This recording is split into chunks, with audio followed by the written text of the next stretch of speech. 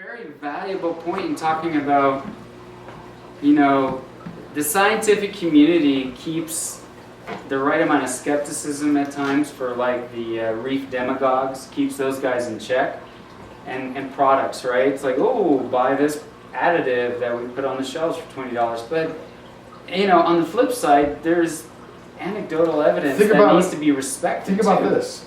Hobbyists who don't have the scientific understanding but are definitely seeing something in their tank that needs to be notated. So you and I are both trained scientists. You got a degree in biology, I got one in marine science, and so we have that background. And so we know how to kind of strike things from our observations. But imagine how competitive the scientific field is, right? Imagine all the stuff that's not quite good enough for publication. How many juicy gems of information are left behind the peer-reviewed wall?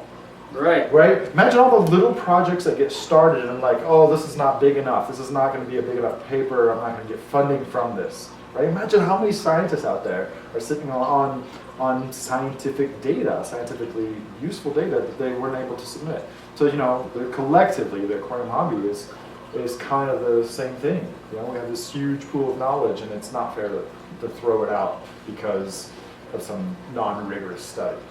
Well, it's sifting through a lot of BS, but there's stuff there, and you'd love for everybody that has a reef tank to have a PhD, to understand the scientific method, to have the right amount of skepticism, but that's just not going to happen. Yeah, I don't know. You're not going to have that. I don't want my mom to have a PhD. I just want her to enjoy her tank. But from an evolution of the hobby standpoint, like you would love for everybody that comes out to say, hey, look, I saw something interesting.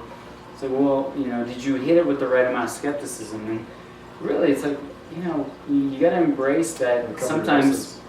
Yeah, but sometimes, good things come out of anecdotal experience. People just diving in, knowing their corals, and being like, look, I did this, and this happened. All right, enough about that. Let's talk about the hobby some more. What do you think about the hobby in 2014? I'm still just stunned at how much cool stuff came out in 2013, and looking to next year and all the cool stuff that's going on between Reef Stock, Inner Zoo, Macna here in Denver that me and some friends are putting on. It's going to be so much work, but there's going to be a lot of cool tie-ins. There's going to be a lot of cool tie-ins with all those things. I'm extremely excited that Macna's in Colorado. I've always told people, from having lived here, I used to live here, that Colorado has an amazing reef keeping community, and I wouldn't be where I am today, and I wouldn't be as passionate as I am today if I had not lived here as a marine hobbyist, as a person wanting to grow coral, walking into stores, meeting you and our teams. It's just Steve Chang, the Herlocks, those guys, they really fostered this hobby.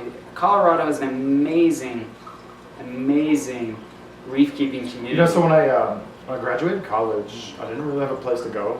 Didn't have a job, didn't have anything. And I was just like, I guess I'll go back to my hometown where I was born, in no small part because there's such a thriving reef aquarium community and culture here. A Miracle started in Colorado? Yeah. Life Reef. US Aquarium, Life Reef is still going. He's a few miles that way. Like literally just a few miles that way. It's Jeff Shurchek. He still kills it. He was at Reef Stock last year. It's kind of fun. Yeah, give a little exposure. Still makes the best overflow box you can shake a stick at. He's proud of his overflow boxes. No, it was. There's just a lot of history here. I wish I had an hour to stare in this camera and tell you about the Colorado reef keeping history from the 90s. Well, for example, recently I went to Arizona, and the 4 best coral sellers were all from Colorado. And we know each other really, really well. And man, some of the professional coral vendors from Colorado, we're talking about you, Josh Gonzo, and Chris Buchel, and Mike at the Coral Shop. Yeah, they do it right. They just know what's up. Those fluorescent pointy sticks? That showed up at a Reef Stock like 5 years ago. That was the first time. It was like, hey, we're using LEDs. They glow. Let's use this for separators and pointers. And now Dark Reef, he sells them all day long. And now you see it all over the place. But yeah, no, it's about time. It's about time that it's this close to the West Coast, because Macna's been an East Coast affair It is Well, an East Coast yeah, affair. it was really like, why hasn't Mackinac been to Colorado? That was for me a big question. I mean, You know why? Because instead of having a really structured reef scene, we're all just reef friends. We're just all reef friends, and we just get together at different shops, and we get together enough. We don't need the structure of a club to bring us together. Like we show up at each other's houses all the time, like you are here now, right? And we have 4 clubs. Colorado Aquarium Society is over 60 years old, maybe older than that. So, and then we have 3 other saltwater clubs, and they're spread out. But yeah, it was just our glue was less structured, and it's funny how a group of guys are like, oh hey, let's do hacking. I'm like, all right, well, I guess I kind of help. And next thing you know, it's like, oh, I guess we're all in this together. I remember coming to a reef store, Colorado Boulevard. I'm sure you know which store I'm talking about, and they had a big little get together for all the hobbyists, and there was coolers full of beer, there was people grilling food, and it was just this great event, and I'd never seen anything like it. And this was in 1996, 1997, maybe. It's just, you didn't see that in the hobby back then. Today you would everywhere, but it was just this community. Speaking of community, we're talking about the Colorado reef scene, but I'd like to point out, like, this is better than anything we could talk about, especially in my first episode. What makes American reefing special is our reef scene. Because I've traveled to other countries, and they can't even understand the what we call frag swaps, which nobody's swapping frags anymore, right? People bring frags to buy and sell. But back in the day, you came and everybody brought their corals, and you showed up at a fish store and you swapped frags. But they're still called frag swaps. But yeah, we have that all over the place now, and they don't have that in other countries. In certain countries, it's actually legal. Yeah. Like South Africa, it's not exactly legit to do that all the time. Well, Vincent, the Bali, coral farmer, great guy. He was blown away by that. Just, people doing these frag swaps and growing these little frags and just trading with people. He's like, you just don't see that. No, you don't. You don't. There's meetings and there's gatherings at other places, but not like a regular part of the reef aquarium life cycle, or the hobby. That is just something that we do on a super regular basis, and I would love to see other countries adopt that more. That's the one thing that makes us special. That is what has nurtured our aquarium manufacturers. That's what has nurtured our bloggers, right? Reef Builders came out of America, and some of the best reef aquarium companies today are all American, and we all owe our collective success towards meeting each other at these shows, because these shows aren't just about having a good time, right? Yeah. We make a lot of connections, and to tie it all back, we talk about all these observations we've made, all these anecdotal observations we made. We share these observations at all the meetings and all the events that we go to. Well, and that's why I really enjoy being a part of Reef Builders, because there are people in this industry, there are companies, they're trying to make a living, they're trying to market themselves, this and that. But what I love about Reef Builders is there's a large focus on preserving that sense of community. Yeah. Just, nobody's an expert, nobody has the perfect answer on how to set something up and buy this freaking product and do this. It's just a bunch of hobbyists getting excited about different stuff, and getting excited about the hobby, and getting excited about new fish. Yeah, you brought it up, 2013. All of those posts, nobody can keep up with that. Did you already see the recap of the new fish species? I think I put it out last week. Yeah, I saw it, yeah. There's that Eviota that's red with the yellow stripe. Yeah. That's on my new list. I got my bookfish with the zebra tang this year, but now that's on my list. Little sunrise hogfish. And that's what the hobby is about, to get excited about something, and just to be, and when we're excited, now we have an avenue to be like, look what we're excited about. No, it's really cool to be, gabbing at 10,000 visitors a day. And sometimes people bring up the part where we don't do negative reviews. And that's because I love my tanks. Well, I'm not going to put any crummy equipment on my tank. Are you kidding me? No, I only want to review good stuff. Like, who would want to review some crappy stuff? Like, I'm gonna put this over my tank and I'm gonna light my corals with it. It really sucks, and I'm gonna write a really crappy review of it. Yeah, no. And then I'm gonna try to revive my corals. It's for the very next 3 different minutes. from reviewing an iPhone or a tablet, or right. If you do some of those things and okay, whatever, you didn't connect to the email as good as you wanted to, right? But in the aquarium world, when we're reviewing products, like there's live themes relying on the performance of that device, of that additive. You don't want to right? be killing So if stuff something is off by janky or questionable, I stay away from it, right?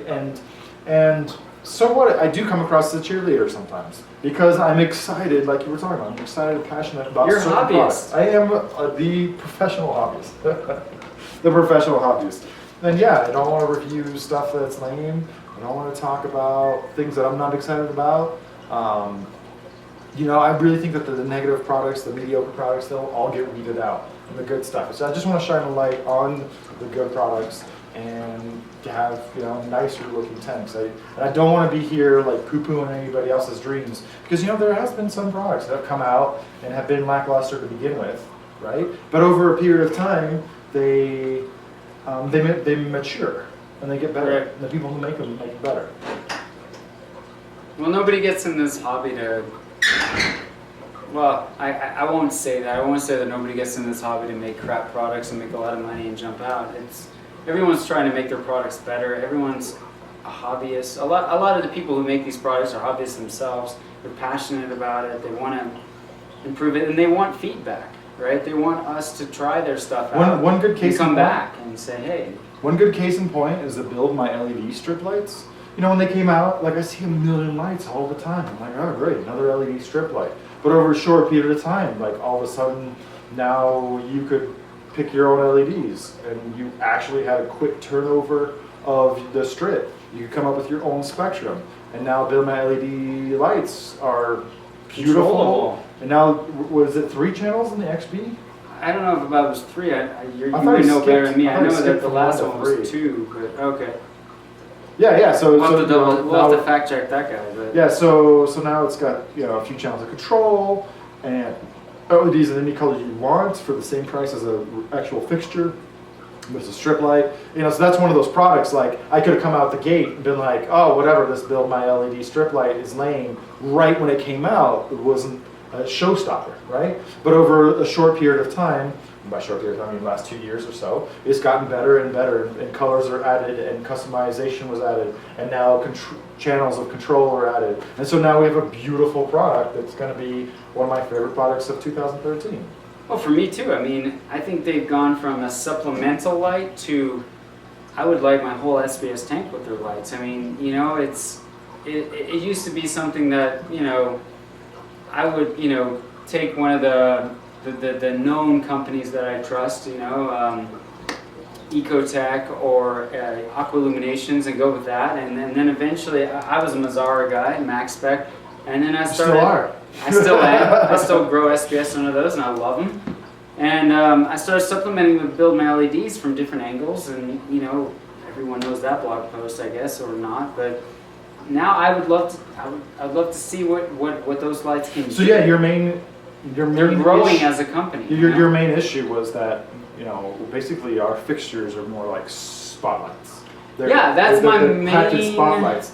And acros are made not for spotlighting. Spotlighting is great for flat corals in the depth. Well, the sun is a spotlight, but it's Moving. very far away and it's moving. Right. And it's a ton You of know? light, and the light. But and you've got SBS refraction. You've got light But SBS refracting corals are in this water. multi-dimensional shape that catches Right. light from every direction. Right. So the ultimate goal is to have an even light field. And that's not going to come from a point source. No, Even you light can field cluster a is an bunch of even light field. LEDs and put them 12 inches Technology above can water. only take you so much. You Yeah. can't get around an even light field, a uniform light field effect from a spotlight. You just can't do that. And that's where companies like Build My LED have a lot of traction. They have a lot of ground that they can cover because they address those issues. So I like the colors. They're exciting. I just like being able to pick and being colors. able to pick your own colors, And- come on, and that's great. Yeah. The colors that I want and the ratios that I want, that's really good. You know, So- people complain about different LED fixtures and be like, well, You know what? personally, I would do this, this, and this. And it's like, I like the well, part, here you go. We're not choose talking it. Do it. anymore about do LEDs grow corals? Because I used to have to give that talk. Like, do LEDs grow corals? Well, you know, it produces light, corals need light, That so gets it's old. fine. Yeah, but I haven't heard that in a long time. Well, part of it is that the LED technology is changing so fast that, you know, if you ask somebody, show me a tank that's been growing SPS under this specific light fixture for the last 5 years. Well, it's like, well, no, LEDs Yeah, but are if I had your changing tank, so fast. but if I had your tank, 180 gallon tank, I'd be using metal halides. I would use metal halides supplemented with LED. But you know, that would be my natural inclination. Nothing beats it. Even on my softy Because you tank, had and a metal halide in a high Kelvin over even a you had small halides nano. before you went to Monster, right? Yes. Nothing beats metal halide, but the way the world's going, something eventually does have to beat metal halides. And so I'm growing SPS under LED just to ask that question. I mean, I'm okay with not being successful, failing. I'll write about it. I'll write about my failures. I did at one point. Shortcomings. Shortcomings, yeah, that's a better word for it. But that's the only way we make it better. That's the only way we grow, right? Like, I could just keep saying, yeah, LEDs suck, I'm going to throw halides back on my tank. Oh, look at my acros, they're beautiful, and I've got to frag all the corals, and I'm just like everybody, every other hobbyist at the Reef Club meeting with the same coral. No. I have the opportunity with you to try different things, and it's like, well, no, I want to try LEDs, and I want to see what their shortcomings are, and let's try to grow some SPS with it, and let's just see what their shortcomings are, and let's make it better, because in the next few years, I think all the potential concerns people have will be nullified. The only thing that got obsoleted for me is fluorescent lighting. T5s? I mean, I know they're beautiful, and if you can stomach the idea of replacing all those bulbs every 6 to 8 to 10 months, then they're still great, but you're using a lot of power, and for me, it's like LED or halide. But that's America, you know, I mean, No a lot more. of this country, electricity's cheap. In Europe, Red Sea Max, man, come on. Tell me you saw the spec sheet on the second generation Red Sea I Max. did, but I also... Everything got better, but they stuck with the T5s. You're feeling that. I understand the skepticism that they were trying to create a market for new bulbs for themselves, but on the flip side of it, it's proven. It's less Well, it's tech just called support calls. fluorescence, right? Because they have T5s on one fixture, power compacts on the other, whatever. They're all fluorescence in my book. But it was just like... It's man, less tech support calls. They could have gone it's- half and half. Could have gone half and half. I agree with you on that. Is it the model? Put the blues in LED. Yeah, I don't know. I would have been 100,000% behind that decision. But I don't know if it's a razors and razor blades model where they want to have that residual income, or they've already ordered a ton of bulbs. I don't think that. I mean, I don't want to think that. I don't really think that. But they seem like a very methodical company that makes careful decisions, and they're That's like, true. look, this Very, very works. true. This works. Why? Let's wait. You know, let's wait for... yeah, they could have. Well, okay. So here's the contrast. The Red Sea Max is a revolutionary, groundbreaking all-in-one. Right? It was the first all-in-one that broke beyond the 30-gallon size-ish. Right? Yeah. With the 130D, how many gallons was that? Like 45 gallons? 34 gallons. Yeah, so there's a 34 and a bigger one, and just like, all right, let's make this really good. And so that part is groundbreaking. But on the lighting side, they're like, T5s, PCs are good enough whenever these products got released, so they're still good now.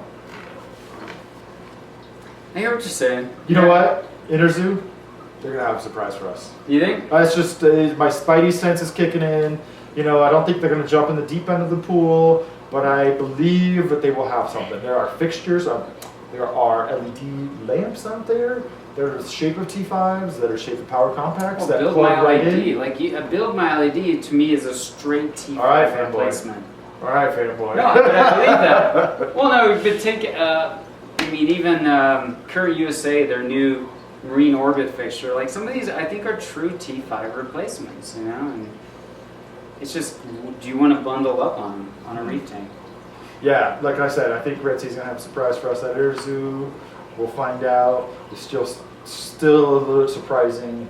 I know the European market is still down with the fluorescent lighting. But the American market is huge point, too. The American market is huge, so it would have been an easy call to be like, okay, let's release one with LEDs and one with T5s or fluorescents. So you're an LED expert to me. I've tinkered with it. I wish you could see all Okay, the tanks let in me this let me room. let me My question let me qualify is that. this. I am not an expert on LED No, light. okay. No. I'm not an expert on LEDs inherently, but I have a lot of experience lighting corals with LED. So I'm a LED coral lighting expert. Let me preface it. This guy has tried more LED fixtures than I know of anybody. And so my question to you is, what's your take on optics? You know, it's funny because it changes. So over time, I used to think that we were gonna switch to individual reflectors because they'd be cheaper to make than lenses. And then, I don't know, I kind of moved away from I didn't move away from reflectors, but reflectors kind of fell out. Like nobody uses reflectors anymore for their fixtures, not on purpose anyway. The secondary lenses, because all LEDs have a lens that they ship with, a primary lens, except for the medium output LEDs, like the one found on the orbit. So right now we're still scavenging all the photons, right? Ecotech just released a 120 degree TIR lens. And I had to ask him, like, how is this any different from the native 120 degree lenses you have there? I was like, well, it just collects more of the light and shines it in the direction you want. It's called collimating the light. Collect it, send it down. And that's good if it's well engineered, right? But I used to think LEDs were cool because you could change out the lenses and stuff, but like I don't do that anymore. Because LEDs are getting cheaper and they're getting brighter to the point where either you're using the medium output LEDs, like in the Orbit Marine, like in the Satellite Plus, we just have enough LEDs that just shine. They don't shine direct light in any direction. That's the inevitability. It's just the lights, we're gonna have enough LEDs, they're gonna be cheap enough, they're gonna be bright enough that we won't need any secondary lenses. Just that primary lens will probably be enough. There's still gonna be cases where people need to punch down deep into a tank, but most of our reef tanks are, 99% of them are gonna be under 2 feet deep.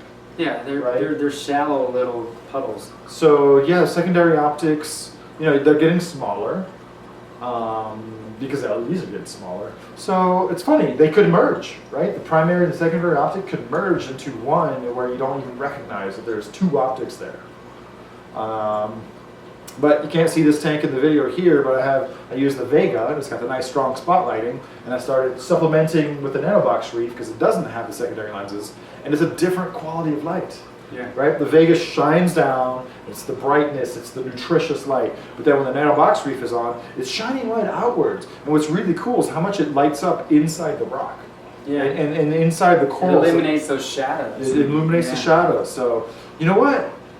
Now that you mention it, I have really just recently gotten an itch to put it in somebody's ear, one of the manufacturer's ear, to do a fixture that had both lensed and unlensed LEDs. Yeah. Because that's what this fixture is right here. It's like, scatter some of the light, focus some of the rest. boom, that's exactly what I'm talking about. It would be great. Send in the nutritious light with secondary lenses. Yeah, the punch, the par. The punch and the par, and use another bank of LEDs to just glow and shine all over the place. And it's less about lighting up the corals and hitting those actual par numbers than it is about softening up the hard shadows you get from spotlighting that comes from the secondary I think it lenses. helps the coral too, because it sort of substitutes the reflective light off the sand bed and off surfaces that we, you know, I mean, I think it helps, yeah. I'm a fan of it. I like this idea. Yeah, so my next, you know, I'm kind of looking out for somebody to make a fixture with secondary lenses and without secondary lenses, right? So you'll have that shallow water light and the deep water light all in one. Like So that's kind of what I'm looking maybe for. that's 2014, right? Yeah, man. That, I'm glad you brought that up because that's actually been on my mind, especially with this fixtures. Yeah. that and some better all-in-one systems. Like let's keep evolving the all-in-one. Let's get away from sumps. Let's just get over the sumps. Yeah. We could feasibly. That was the canister filter on that coral tank. Yeah, that's common. That's common. Man, it's 2013 was so great. I'm really looking forward to 2014. It's such a good time to be a reef aquarium hobbyist. And I think so. It was good. I enjoyed it. definitely. So, Happy New Year, everybody. This is 2014. Thanks for joining us for the first episode of Reef Builders TV. Hope you had a good holiday. Hope you had a great 2013. Yeah, and we'll see you next time. Cheers. Cheers. That was awesome, man.